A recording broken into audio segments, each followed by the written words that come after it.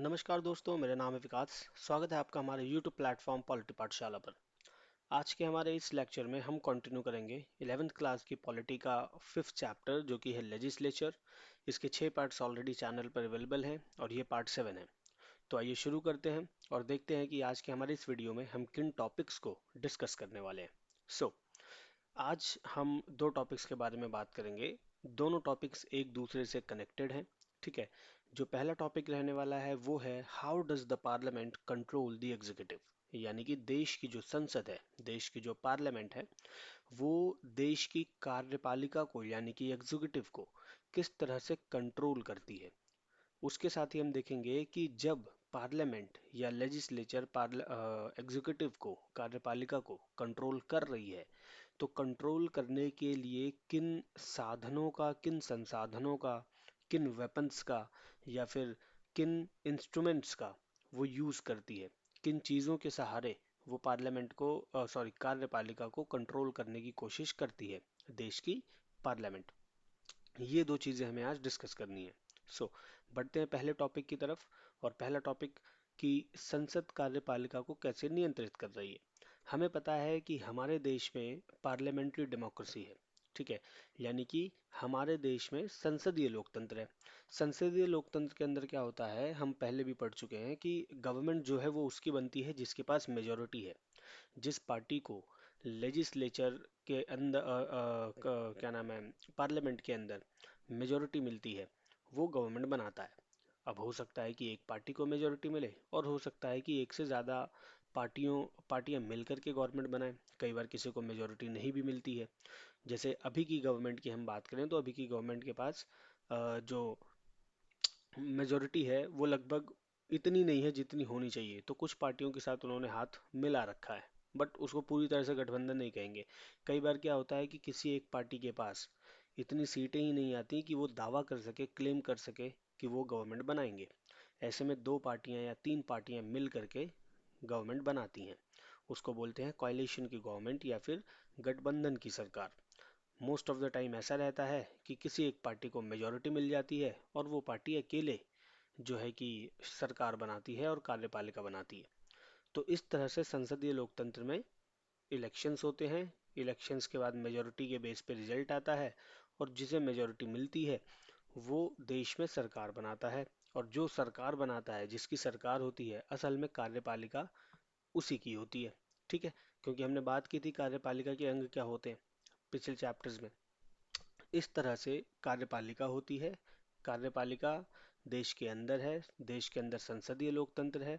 अब क्योंकि ये सारा सिस्टम है, कार्यपालिका है, तो यहाँ पे एक चीज़ क्या रहती है कि गवर्नमेंट के अलग अलग ऑर्गन्स होते हैं जिसके बारे में हम पढ़ रहे हैं।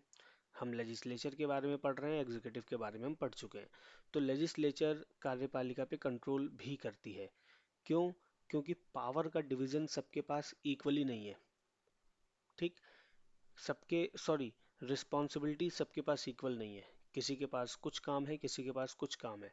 पावर्स लगभग लगभग तीनों ऑर्गन्स के पास इक्वल हैं और उन्हीं पावर्स को यूज करके ये लोग एक दूसरे को कंट्रोल करते हैं, कार्यपालिका और आपकी संसद और जुडिशरी।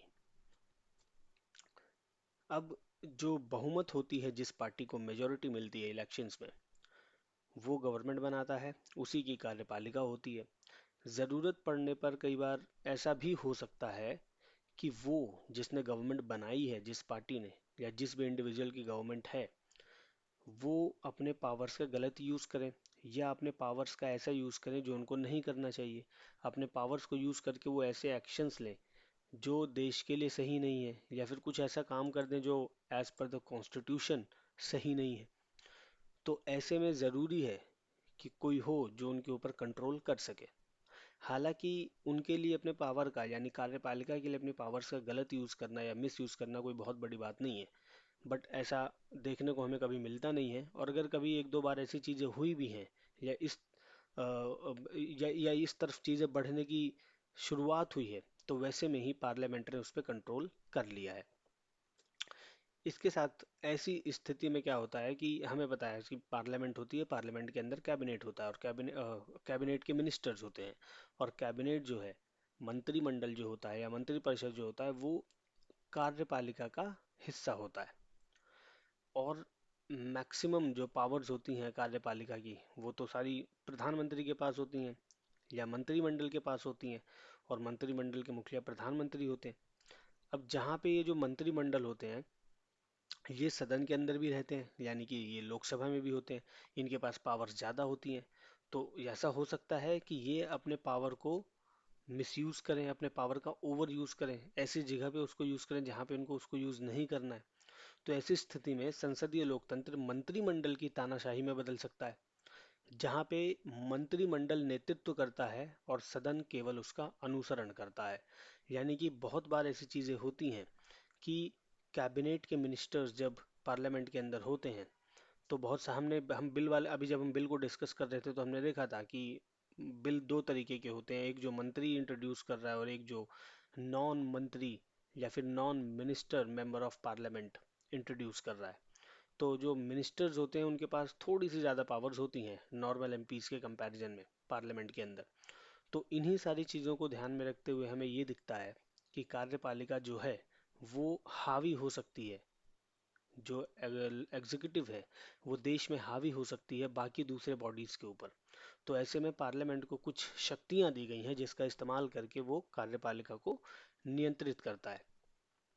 नियंत्रित करने का तरीका क्या है कि पार्लियामेंट को बहुत ज़्यादा विजिलेंट रहना पड़ेगा, सतर्क रहना पड़ेगा, एक्टिव रहना पड़ेगा, और रूल्स रेगुलेशंस पॉलिसीज को सही तरीके से सही समय पे इस्तेमाल करना होगा, जिससे कि वो कार्यपालिका को कंट्रोल कर सके। अब ऐसा करने के लिए दो चीज़ें हैं, यानी कि जो पार्लियामेंट के मेंबर्स हैं पहले तो उनको निडर होकर काम करना पड़ेगा, फेयरलेसली। और इसके साथ साथ उनको उन सभी बेसिक चीज़ों को भी ध्यान में रखना होगा जिसको वो कई बार भूल जाते हैं या फिर इग्नोर कर देते हैं। और ये जो हमारे सांसद हैं या विधायक हैं, क्योंकि राज्य के विधानसभा में तो विधायक होते हैं और देश की संसद में सांसद होते हैं, तो ये लोग मिल करके कार्यपालिका को नियंत्रित करते हैं। यानी कि विधायक जो कि विधानसभा का हिस्सा है, स्टेट लेजिस्लेचर का हिस्सा है, वो स्टेट गवर्नमेंट को, यानी कि जो स्टेट की एग्जीक्यूटिव है, चीफ मिनिस्टर, गवर्नर और चीफ मिनिस्टर के जो मंत्री हैं, वो उनको कंट्रोल कर सकते हैं अपने पावर्स का यूज करके।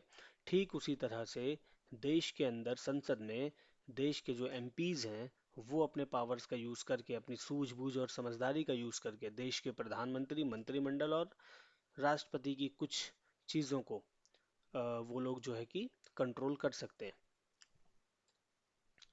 अब यहाँ पे कुछ विशेष अधिकार होते हैं हमारे पार्लियामेंट के पास, कुछ स्पेशल राइट्स होते हैं, जिन स्पेशल राइट्स का यूज़ करके वो इन कामों को एक तरीके से अंजाम देते हैं, मतलब कि वो कार्यपालिका को कंट्रोल करते हैं। वो विशेष अधिकार बहुत से हैं जिनके बारे में हम आगे डिस्कस करेंगे। अब ये तो हो गया कि हमारी कार्यपालिका है, कार्यपालिका को हमारी संसद नियंत्रित कर रही है। कैसे नियंत्रित कर रही है? सूझबूझ समझदारी का यूज करके, अपने अधिकारों का यूज करके, अपने पावर्स का यूज करके, अपने विशेष अधिकारों का, अपने स्पेशल राइट्स का, स्पेशल सॉरी अपने प्रिविलेजेस का यूज करके। अब जो प्रिविलेजेस हैं यानी कि उनके जो स्पेशल राइट्स हैं सांसदों के, ऐसे विशेषाधिकारों का जो मुख्य उद्देश्य है वो है विधायिका के सदस्यों सदस्यों को जनता का प्रतिनिधित्व करने और कार्यपालिका पर प्रभावी नियंत्रण रखने में सक्षम बनाना। The main purpose of such special rights or privileges is to enable the member of the legislature to represent the people of the India and exercise effective control over the executive। इसीलिए उनको ये विशेषाधिकार मिले हुए हैं, वो मौज मस्ती के लिए या फिर किसी दूसरे काम के लिए नहीं मिले, उनका एक पर्पस है। अब हम देखते हैं कि वो विशेषाधिकार हैं कौन कौन से या फिर वो कौन कौन से इंस्ट्रूमेंट्स हैं। हमने कुछ स्पेशल राइट्स के बारे में पिछले टॉपिक्स में भी बात की है, जो कि पार्लियामेंट के दोनों हाउसेस के पास है या फिर पार्लियामेंट के मेंबर्स के पास है। अब यहाँ पे हम बात कर रहे हैं कि वो कौन से इंस्ट्रूमेंट्स हैं, वो कौन कौन सी चीज़ें हैं जिसका इस्तेमाल करके देश की पार्लियामेंट एग्जीक्यूटिव को कंट्रोल करती है। सो जो पहला इंस्ट्रूमेंट आता है वो है डेलिब्रेशन एंड डिस्कशन, विचार विमर्श और चर्चा। हमें पता है कि जो पार्लियामेंट है वो देश की सबसे बड़ी सबसे बड़ा मंच है डिबेट का, विचार विमर्श का और चर्चा का। ये हम पार्लियामेंट के पावर्स वाले टॉपिक में पढ़ चुके हैं कि पार्लियामेंट करती क्या क्या है, उसके पे पावर्स क्या क्या हैं। तो पार्लियामेंट जो काम करती है असल में वही उसकी पावर है, बट उसको सही तरीके से सही समय पे करना होता है। तो विचार विमर्श और चर्चा पार्लियामेंट का एक काम है, लेकिन यह पार्लियामेंट की एक पावर भी है, उसका एक इंस्ट्रूमेंट भी है, उसका एक वेपन भी है, जिसके थ्रू वो एग्जीक्यूटिव को कंट्रोल करती है। ठीक है, कैसे करती है, आप ये समझ सकते हैं कि जब भी कोई मंत्री या फिर कार्यपालिका का कोई सदस्य पार्लियामेंट में अगर है, पार्लियामेंट का भी वो हिस्सा है, और वो कोई कानून लेके आ रहा है, वो कोई बिल लेके आ रहा है जिसके ऊपर चर्चा करनी है, बहस करना है, विचार विमर्श करना है, तो ऐसे में जब वो मंत्री वो बिल पार्लियामेंट में इंट्रोड्यूस करेगा, उसके ऊपर चर्चा जब शुरू होगी, तो ऐसे में जितने भी मेंबर ऑफ पार्लियामेंट्स हैं जो कि कार्यपालिका यानी कि सरकार का हिस्सा नहीं है, जो ऑपोजिशन है, जो रूलिंग पार्टी के साथ नहीं है, ऑपोजिशन के साथ है, वो वाले सांसद, इवन कई बार रूलिंग पार्टी के सांसद भी, अगर उन्हें कोई चीज़ अजीब लग रही है, गलत लग रही है, उनको ऐसा लग रहा है कि ये जो बिल ये मेंबर लेके आया है वो सही नहीं है, वो गलत है, लेकिन उसके पास पावर ज़्यादा है, वो मिनिस्टर है, तो वो तो उसे पास करा लेगा, प्लस वो रूलिंग पार्टी का है, रूलिंग पार्टी के पास तो मेजोरिटी है, पार्लियामेंट में मैक्सिमम काम मेजोरिटी के बेस पे होते हैं, तो वो बिल तो पास हो जाएगा। ऐसे में जो बाकी मेंबर्स हैं वो अपने फैक्ट्स के थ्रू, डिबेट के थ्रू, ठीक है, अपनी अपनी सोच के थ्रू पार्लियामेंट में डिस्कशन के दौरान उस चीज़ को प्रूव करने की कोशिश करते हैं, उस मिनिस्टर के उस बिल को कंट्रोल करने की कोशिश करते हैं, और उसको अब अपने अपने तथ्यों को, अपने फैक्ट्स को, अपनी सोच को वो प्रूव करते हैं, एक तरीके से वहाँ पे रखते हैं कि ये जो बिल आप लेके आए हैं वो सही नहीं है, या फिर इस बिल के अंदर ये जो बातें लिखी हैं वो सही नहीं है, या फिर इस पॉलिसी के ये जो फैक्ट्स हैं वो सही नहीं है। ऐसे में विचार विमर्श के दौरान, डिस्कशन के दौरान, इस डेलिब्रेशन के दौरान, इस डिबेट के दौरान जो पार्लियामेंट है, जो पार्लियामेंट के मेंबर्स हैं, वो एग्जीक्यूटिव को कंट्रोल करते हैं, उनको उनके मनमाने तरीके से काम करने से रोकते हैं।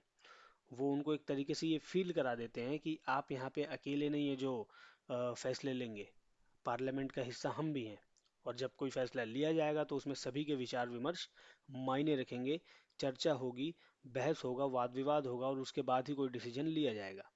अब ये जो बहस और वाद विवाद होता है, यानी कि ये जो डेलिब्रेशन एंड डिस्कशन चलती है पार्लियामेंट के अंदर बिल्स के दौरान, इसके दौरान भी अलग अलग मूवमेंट्स आते हैं, अलग अलग टाइम होता है, अलग अलग सिचुएशंस आती हैं जब मेंबर ऑफ पार्लियामेंट कार्यपालिका को, या कार्यपालिका द्वारा लाए गए किसी बिल को, या कार्यपालिका के किसी एक्शन को, एग्जीक्यूटिव के किसी एक्शन को कंट्रोल करते हैं। वो क्या है, वो आप ऐसे समझ सकते हैं कि तीन चार सिचुएशंस अलग अलग आती हैं, जिसमें से पहला है क्वेश्चन आवर, जिसे हम हिंदी में कहते हैं प्रश्नकाल।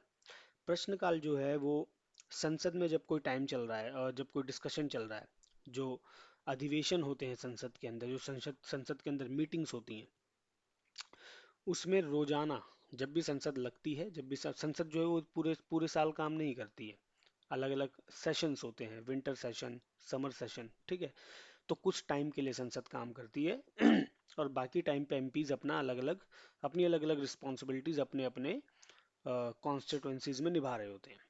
तो जिस समय संसद लगती है तो लगभग 30 35 40 दिन के लिए लगातार रोजाना वहाँ पे काम होता है, रोजाना वहाँ पे डिस्कशंस होते हैं, मीटिंग्स होती हैं। उनके दौरान एवरी डे जो पूरे दिन का शेड्यूल होता है, उस शेड्यूल में कुछ लिमिटेड टाइम पीरियड को रखा जाता है क्वेश्चन आवर के लिए। उस लिमिटेड टाइम पीरियड को नाम दिया जाता है क्वेश्चन आवर। ये जो समय होता है, इस समय जो मंत्री हैं, यानी कि जो मेंबर्स हैं कैबिनेट के या फिर मंत्रिपरिषद के, उनको बाकी सांसदों के सवालों के जवाब देने होते हैं। ठीक है जी, बाकी सांसद उनसे जो भी सवाल पूछ रहे हैं बाकी समय में, बाकी के शेड्यूल में, क्वेश्चन आवर के टाइम पीरियड में भी वो उससे सवाल कर सकते हैं और उस मंत्री को जवाब देना होगा। और मंत्री के अलावा एक दूसरे मेंबर से भी वो कर सकते हैं, जरूरी नहीं है मंत्री ही। तो ऐसे में जब सवाल जवाब होगा तो कहीं ना कहीं मेंटली, साइकोलॉजिकली जो बाकी सांसद हैं वो उनको क्या कर रहे हैं, कंट्रोल कर रहे हैं, यानी कि वो उनको दिखा रहे हैं, वो उनको एक तरीके से ये फील कराने की कोशिश कर रहे हैं कि आप अपनी मनमर्जी नहीं चला सकते, अगर आप कुछ करेंगे तो आपको सवालों के जवाब देने होंगे, जनता के सामने, देश के सामने, पार्लियामेंट के अंदर। तो वो क्वेश्चन आवर का टाइम पीरियड होता है। सो बेसिकली क्वेश्चन आवर या प्रश्नकाल क्या है, वो समय जिस समय संसद के अंदर क्वेश्चन आंसर वाला सेशन चलता है, और ये एवरी डे रोजाना के जो सेशंस होते हैं उसके अंदर एक लिमिटेड टाइम पीरियड निकाला जाता है जिसको स्पीकर ही कोऑर्डिनेट करते हैं, जो संसद के पास लोकसभा के स्पीकर होते हैं वो उसको कोऑर्डिनेट करते हैं, और उस टाइम पीरियड में ये क्वेश्चन आंसर वाला राउंड होता है। इसके साथ एक टाइम पीरियड होता है 0 आवर, जिसे हम कहते हैं शून्यकाल।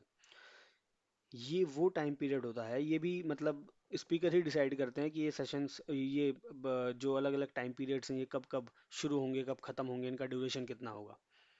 संसद के अधिवेशन यानी जो संसद की मीटिंग्स चल रही हैं उसके दौरान सदस्य किसी भी महत्वपूर्ण मुद्दे को उठा सकते हैं, पर मंत्री उसका उत्तर देने के लिए जो है कि बाध्य नहीं है।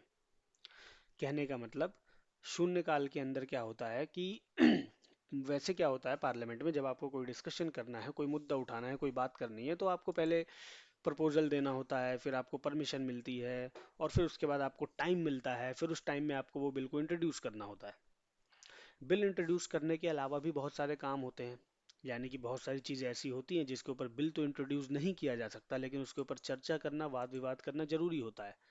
अगर वो कुछ ऐसी सिचुएशन है, कोई ऐसा इंसिडेंट है जो देश के लिए बहुत ज़्यादा गंभीर है, बहुत ज़्यादा टेंस है, तो ऐसे में शून्य काल का टाइम पीरियड होता है। इस टाइम पीरियड में कोई भी मेंबर ऑफ पार्लियामेंट देश में चल रहे किसी भी मुद्दे के ऊपर बात कर सकता है, सवाल कर सकता है, उसको देश के सामने ला सकता है, उसको हाईलाइट कर सकता है।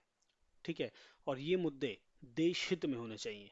ठीक है, ये पब्लिक इंटरेस्ट के मुद्दे होने चाहिए, ऐसा नहीं है कि कुछ भी बात की जा रही है, तो उसको हम बोलते हैं शून्यकाल। ऐसे टाइम पीरियड में क्या होता है कि जब ये मुद्दे उठाए जाते हैं तो कहीं ना कहीं अगर कुछ ऐसा इंसिडेंट हो रहा है जो नहीं होना चाहिए, तो वो गवर्नमेंट की लापरवाही की वजह से ही हो रहा है।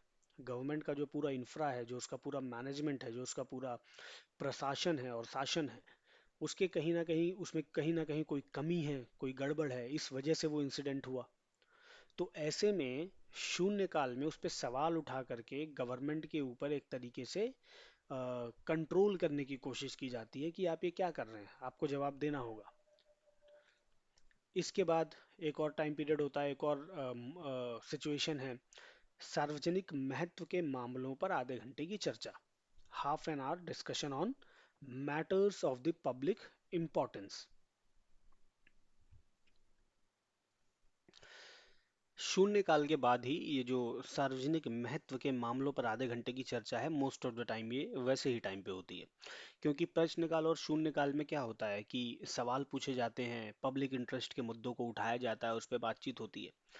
तो half an hour discussion on matters of the public importance, ये जो सेशन होता है, ये पूरे दिन में कभी भी हो सकता है, लेकिन मोस्टली देखा जाता है कि ये शून्यकाल या प्रश्नकाल के बाद होता है, क्योंकि वैसे टाइम पे ही सवाल जवाब होते हैं जो मंत्रियों से किए जाते हैं। तो सार्वजनिक महत्व के मामलों पर आधे घंटे की चर्चा का जो सेशन होता है, ये जो टाइम होता है, सिचुएशन जो होती है, इसमें जो मंत्री हैं या फिर कोई और सदस्य जिससे कोई सवाल किया गया है, या कोई स्पष्टीकरण मांगा गया है, कोई जस्टिफिकेशन मांगा गया है क्वेश्चन करके, क्वेश्चन आवर के टाइम पे या 0 आवर के टाइम पे, तो वो इस टाइम पे उसका जवाब देते हैं। ये भी एक सिचुएशन होती है। इसके बाद एक आता है स्थगन प्रस्ताव। ये थोड़ा सा इंपॉर्टेंट भी है। जो एडजर्नमेंट मोशन होता है, इस टाइम पीरियड में संसद के अगर 50 सदस्य, ठीक है जी, इसको लाने के लिए, यानी इस सिचुएशन को एक तरीके से एक्टिव करने के लिए क्या चाहिए, संसद के 50 सदस्य चाहिए, उनकी मेजोरिटी चाहिए, उनका बहुमत चाहिए, यानी कम से कम 50 लोग इसके फेवर में होने चाहिए जो ये बोले स्पीकर से कि भैया अर्जर्नमेंट मोशन लेके आइए, या फिर हम लाना चाहते हैं। ठीक है, और स्पीकर की उसके ऊपर सहमति होनी चाहिए, स्पीकर अग्री करने चाहिए। अगर ये सिचुएशन होती है तो ऐसे में अर्जर्नमेंट मोशन लाया जाता है। अब सवाल आता है कि ये है क्या। इसके तहत क्या होता है कि अगर मेंबर्स ने इस मोशन को एक तरीके से प्रपोज किया, इंट्रोड्यूस किया, तो संसद में जो भी कामकाज चल रहे हैं, चाहे वो कितने भी जरूरी हों, उन सबको कुछ समय के लिए रोक दिया जाएगा। कुछ समय का मतलब है आधा घंटा, 1 घंटा, 2 घंटा, 2 दिन, 4 दिन भी हो सकता है। ठीक है जी, वो स्पीकर के परमिशन पे डिपेंड करता है, और जो इंडिविजुअल ये मोशन लेके आ रहा है, जिस जो इंडिविजुअल इस मोशन को इंट्रोड्यूस कर रहा है, उसके सूझबूझ और उसकी डिमांड पे होता है। तो अगर एडजर्नमेंट मोशन आता है, स्थगन प्रस्ताव आता है, स्पीकर उसको सहमति दे देते हैं, तो ऐसे में सारे कामकाज संसद के रोक दिए जाएंगे, और एक फिक्स टाइम पीरियड के लिए सिर्फ उस मुद्दे पर, उस टॉपिक पर बहस होगी जिस मुद्दे और टॉपिक की बात adjournment मोशन में की गई है। मोस्ट ऑफ द टाइम क्या होता है, और जो एक तरीके से एक ट्रेडिशन भी है, कि adjournment मोशन तभी लाया जाता है जब कोई बहुत बड़ा मैटर है, जब कोई ऐसी सिचुएशन आ गई है, या कोई ऐसा इंसिडेंट हो गया है, या फिर कुछ ऐसी घटना घट गई है देश में जिससे बहुत बड़ा इम्पैक्ट पड़ रहा है, जिसके ऊपर बहस बहस करना, बात करना, जिसके फैक्ट्स को जनता के सामने रखना बहुत ज़्यादा ज़रूरी है। ठीक, ये हमारे कुछ इंस्ट्रूमेंट्स। अच्छा हाँ, इनके अंदर जो सबसे इम्पॉर्टेंट कह लो या फिर सबसे इंटरेस्टिंग कह लो, तो वो है क्वेश्चन आर, प्रश्नकाल। ठीक है, अगर कभी लोकसभा या राज्यसभा की प्रोसीडिंग आपको देखनी भी है कि वो काम कैसे कर रहे हैं, बहस क्या हो रही है, जो कि लाइव आता है आजकल टीवी पे, तो उसमें प्रश्नकाल वाला जो टाइम पीरियड है वो आप देख सकते हैं, वो काफ़ी इंटरेस्टिंग होता है। इस वाले प्रश्नकाल वाले टाइम पे संसद के सभी सदस्य सबसे ज़्यादा एक्टिव दिखेंगे। सारे लड़ाई झगड़े और जो भी उल्टी सीधी बातें संसद के अंदर होती हैं, कौन मिनिस्टर कितना नीचे गिर सकता है, कौन मिनिस्टर कितना समझदार है, कौन सा मेंबर ऑफ पार्लियामेंट कितना अच्छा है, ये सारी चीज़ें इसी टाइम पीरियड में आपको दिखेंगी। सबका असली रूप क्वेश्चन आवर के टाइम पीरियड में आपको संसद में दिखेगा। ठीक है, सबकी असलियत, सबकी सच्चाई और झूठ जो है, तो ये सबसे इंपॉर्टेंट टाइम पीरियड माना जाता है और काफ़ी इंटरेस्टिंग भी होता है। इसके अलावा संसद के पास और भी कुछ इंस्ट्रूमेंट्स हैं, जैसे कि कानून का अनुमोदन और अनुसमर्थन, approval and rectification of any law. होता क्या है कि कानून जब कोई भी बन रहा है संसद के अंदर, हमने पढ़ा था कि संसद के अंदर कानून बनते हैं, प्रस्ताव आता है, कानून बनाने का पूरा प्रोसेस हम पिछले वीडियो में पढ़ चुके हैं। तो ऐसे में क्या होता है कि कानून को मंजूरी देना या ना देना भी संसद के हाथ में है। यानी कि संसद के अंदर अगर वो बिल पास होगा तो ही तो वो चीज़ कानून बनेगी, जिस भी मुद्दे के ऊपर बिल लाया गया है, प्रस्ताव लाया गया है। तो इस तरह से भी जो पार्लियामेंट है वो एग्जीक्यूटिव को कंट्रोल करती है, क्योंकि मैक्सिमम जो बिल्स हैं वो मिनिस्टर्स ही लेके आ रहे हैं, सरकार के ही लोग लेके आते हैं। ठीक है, और सभी लोग उसको मेजोरिटी से पास या फेल करते हैं, जिससे ये एक तरीके से डिसाइड होता है कि उस मुद्दे के ऊपर कानून बनना चाहिए या नहीं बनना चाहिए। तो कानून का अनुमोदन और अनुसमर्थन, यानी कि अप्रूवल एंड रेक्टिफिकेशन, और अगर उसमें कुछ कमियां हैं, उसमें कुछ गलत है, उसमें कुछ ऐसा है जो नहीं होना चाहिए, किसी चीज़ को उसमें से हटाना है, तो वो सारी चीज़ें भी, उसकी रेक्टिफिकेशन भी, अनुमोदन भी, जो संसद के मेंबर्स हैं, मेंबर ऑफ पार्लियामेंट्स, एमपीज, वही करते हैं। वित्तीय नियंत्रण, फाइनेंशियल कंट्रोल, देश का पूरा बजट संसद में ही पास होता है। ठीक है जी, उसको अप्रूवल संसद ही देता है। मनी बिल पार्लियामेंट में ही आता है। तो इस तरह से सारे काम करती तो कार्यपालिका है, लेकिन इसको इंट्रोड्यूस और अप्रूवल लेने का काम कहाँ होता है, पार्लियामेंट में होता है। और जब पार्लियामेंट में ये सारे काम होंगे तो मेंबर ऑफ पार्लियामेंट उसमें एक्टिवली पार्टिसिपेट करेंगे। इनडायरेक्टली कार्यपालिका को यहाँ पे भी वो क्या करेंगे, कंट्रोल करेंगे अपने फाइनेंशियल पावर्स का, अपने फाइनेंशियल कंट्रोल्स का यूज करके। फिर नो कॉन्फिडेंस मोशन, इसके बारे में हम बहुत बार पढ़ चुके हैं कि नो कॉन्फिडेंस मोशन के थ्रू पार्लियामेंट जो है वो गवर्नमेंट को, कार्यपालिका को हटा सकती है। अगर नो कॉन्फिडेंस मोशन इंट्रोड्यूस किया जा रहा है और उसको मेंबर ऑफ पार्लियामेंट मेजोरिटी से पास कर दे रहे हैं, तो गवर्नमेंट हट जाएगी, गवर्नमेंट जो है वो खत्म हो जाएगी, सरकार ही पूरी जो है लोकसभा भंग हो जाएगी, सरकार खत्म हो जाएगी, कार्यपालिका का जो सबसे अहम अंग है प्रधानमंत्री, वो अपनी कुर्सी पे नहीं रहेंगे, मंत्रिमंडल को इस्तीफा देना पड़ेगा। ठीक, तो इस तरह से पार्लियामेंट कार्यपालिका को कंट्रोल करने की कोशिश करती है और कंट्रोल करती भी है। अब जो इम्पोर्टेंट चीज़ है वो ये है कि ये जो सारी चीज़ें हैं ये देखने में, पढ़ने में, समझने में बहुत अच्छी लग रही हैं, लेकिन रियल लाइफ में जब हम पॉलिटिक्स में देखते हैं तो ये सारी चीज़ें इतनी ज़्यादा इफ़ेक्टिव और प्रभावी नहीं लगती हैं जितनी ये किताबों में दिख रही हैं। ठीक है जी, गवर्नमेंट जिसके पास मेजोरिटी है वो गवर्नमेंट बना रहा है, पार्लियामेंट्री डेमोक्रेसी देश के अंदर है, और जिसके पास मेजोरिटी है उसके पास डेमोक्रेसी के अंदर सारी पावर्स है। मेजोरिटी जिस इंडिविजुअल के पास है उसके पास सारी पावर है, भीड़ में सबसे ज़्यादा ताकत होती है। तो देश के अंदर भी यही चलता है, गवर्नमेंट के अंदर भी यही चलता है, पॉलिटिक्स के अंदर भी यही चलता है। फिर उन जब जब पावर किसी के पास होती है तो उसको कंट्रोल करने के लिए, रोकने के लिए, चाहे कितने भी अच्छे इंस्ट्रूमेंट्स क्यों ना हो, वो कई बार सही से काम नहीं करते हैं। और कई बार सही से काम करते भी हैं, लेकिन उन इंस्ट्रूमेंट्स को, उन वेपन्स को सही तरीके से यूज़ करने के लिए, और वो सही तरीके से काम करें, ये इंश्योर करने के लिए ये ज़रूरी है कि उसको यूज़ करने वाला इंडिविजुअल कैसा है। ठीक है। तो सेम चीज़ यहाँ पे भी इम्प्लीमेंट होती है कि ये जो इंस्ट्रूमेंट्स हैं ये सही तरीके से काम करेंगे, इनका अच्छा मतलब रह जाएगा, वो तभी होगा जब मेंबर ऑफ पार्लियामेंट्स अपनी ड्यूटी, अपनी रिस्पॉन्सिबिलिटीज सही तरीके से निभाएं। ठीक है। और वो उसके अंदर कोई चोरी ना करे, यानी उसके अंदर कुछ चीटिंग ना करे अपनी रिस्पॉन्सिबिलिटीज को जो है कि निभाने में। वरना ये सारे जो इंस्ट्रूमेंट्स हैं ये किसी काम के नहीं रह जाते। फिलहाल आज के लिए इतना ही। यहाँ पे हमारा पार्ट 7 कंप्लीट होता है। अब इस चैप्टर के एक दो टॉपिक और बच गए हैं जो अगले वीडियो में हम कवर कर लेंगे, जहाँ पे ये चैप्टर कंप्लीट हो जाएगा। अगर आपको वीडियो पसंद आई हो तो चैनल को सब्सक्राइब करें, वीडियो को लाइक करें और शेयर करें अपने क्लासमेट्स के साथ। Thanks for watching.